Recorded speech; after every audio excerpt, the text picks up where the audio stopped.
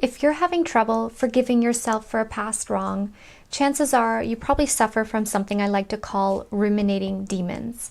And chances are your ruthless internal dialogue is entirely to blame.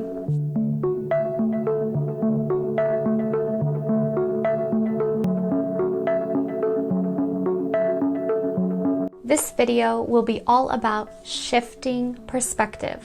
We'll talk about addressing that harsh inner dialogue, as well as some concrete actions you can take to shift your perspective and hopefully crush those ruminating demons in the process. That way you create a more, I would say, compassionate headspace that's more conducive to self-forgiveness and ultimately for moving on. I can't promise that what you're feeling, be it resentment, disgust, guilt, grief even, will disappear after watching this video. But I can tell you this, how healthy your thought environment is will dictate the health of your coping mechanisms, which in turn will dictate your recovery. Never ever underestimate the power that shifting your perspective can have on all of those things. And also, I applaud you. Being willing to undergo a shift in perspective takes a lot of courage and a lot of hard work.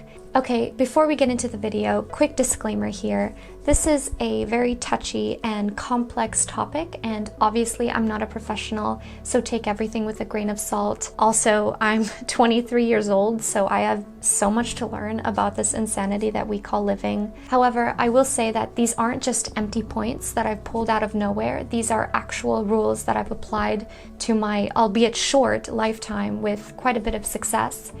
And I do urge you to continue watching if you're interested, of course, and I really hope you get something valuable out of it. Also, don't forget to like and subscribe to this teeny tiny YouTuber, and let's get into the first point.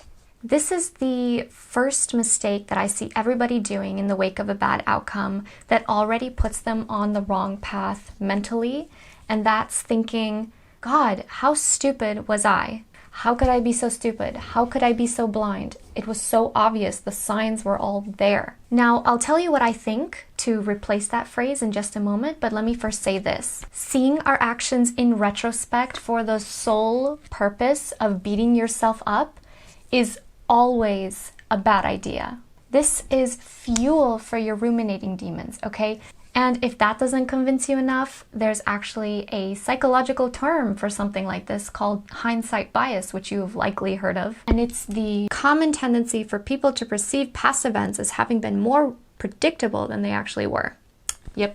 God, even historians have this particular bias when studying past events. I don't know the particular term for that, but if anyone knows, please comment below. I'm very curious. Here's what I think in place of that phrase, always, no exceptions. Wow, bless her. She was doing the best she could with everything she knew at the time. See, that instant change in perspective has already put me in a more compassionate, forgiving headspace. You have to believe that your past self was doing the best they could with the information available to them at that time, even if the signs were obvious and you're kicking yourself now thinking about it. And the only time you should ever look at things retrospectively is to learn from it, not to beat yourself up, call yourself stupid. So this is the first and most crucial shift in perspective that you must be willing to undergo, because it already puts you on the right path mentally. Let's get into number 2, and that's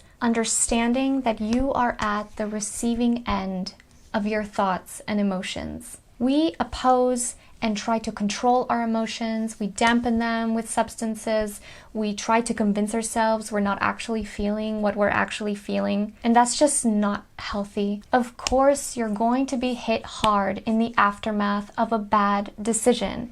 It's inevitable. Allow yourself to receive your emotions instead of fighting or avoiding them. Because let me tell you this, humans may have short memories, but emotions can last a lifetime, especially those very strong ones such as resentment, anger, and heartbreak. And I don't care what people say, time doesn't heal all wounds.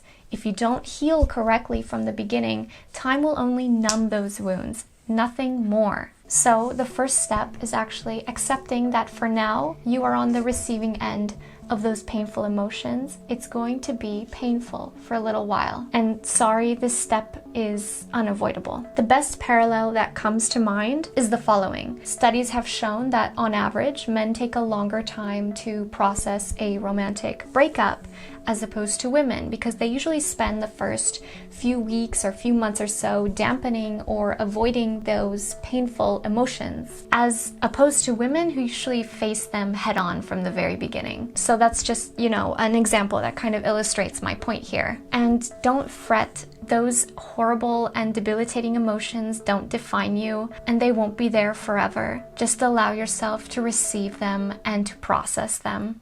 But here's the caveat here.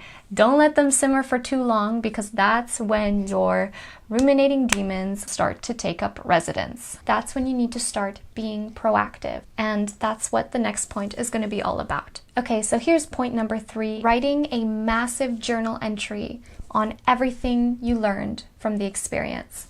Remember what I said in the first point, that the only time you should ever look retrospectively at something is to learn from it? Once you've taken the time to process those residual painful emotions and you've gotten over that hump, it's time to start taking your growth seriously. So here's what I do. I have a very intimate relationship with my digital journal because I'm a really fast typer, but you can choose whatever you want, pen and paper, laptop, whatever. So 1, I list out each lesson I've learned from the experience. It can be in bullet point format, paragraph format. It can even be in the form of a poem if you so desire. Then I follow each point with how I intend on applying that for the future. Also, I do an extra entry where I just word vomit every negative emotion or thought that I've had, because we all know that that is extremely cathartic, and just be as detailed as your heart desires. Okay, so you do those 3 things. It might take a few hours to a few days. The idea here is transforming a terrible outcome into a learning experience, however difficult it may be. And in addition to that, you're projecting those lessons you've learned into the future. Also, if you don't have a journal, be it digital or paper, just get one. I'm sorry, but you're being left behind in the dust by keeping it all in here. So just get one. Okay, so this leads me into my 4th point, which is by far, in my opinion, the most difficult on this list. Put a cap on it. Now, up until this point, you've processed those horrible emotions and thoughts instead of fighting them, and you've put in the effort to extensively journal your experience. So now what? Put a cap on it. Put your foot down and set the limit where you don't think about it anymore. If you find that your ruminating demons are starting back up again, have the courage and the self-restraint to shut them down mid-sentence. Okay, shut them down. That's the 4th point. Simple as that. All right, so let's get into point number 5, also the most fun on this list, I believe. Make new memories in which you apply the lessons that you've learned. Okay, I get it. Your energy and your morale are still a little on the low side. Following difficult times, it's totally normal to become lethargic, jaded, or weary. We become less adventurous and less risk-taking than we used to be. But you want to keep those ruminating demons at bay. And let me give you 3 simple reasons why making new memories is important, especially now. 1, you are drowning out the old, stale, painful ones. 2, you're keeping busy and preventing yourself from falling into a self-destructive pattern. And 3, you're applying the lessons that you learned. Okay? Very simple. Look at you recovering, learning, and applying those new lessons in your life. Look at you. Love it. Here's a little bonus tip to thank you for watching this far into the video.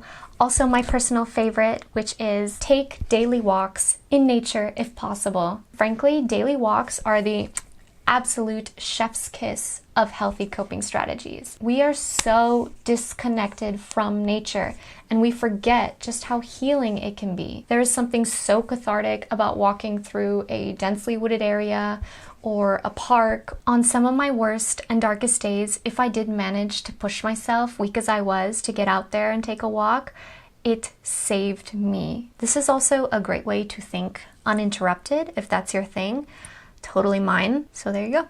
So there you go, 5 rules that you can apply to shift your perspective. Remember, it takes courage to be willing to undergo a shift in perspective. And don't forget, life is not without pain. We don't have much choice in that matter. However, it's growth that is the choice. Pain is necessary for growth. And when you're actively choosing to grow from something, I just think that's so amazing. And I applaud you for that. I really do. So anyways, I greatly appreciate you watching till the end, and I really hope to see you in the next one. Bye now.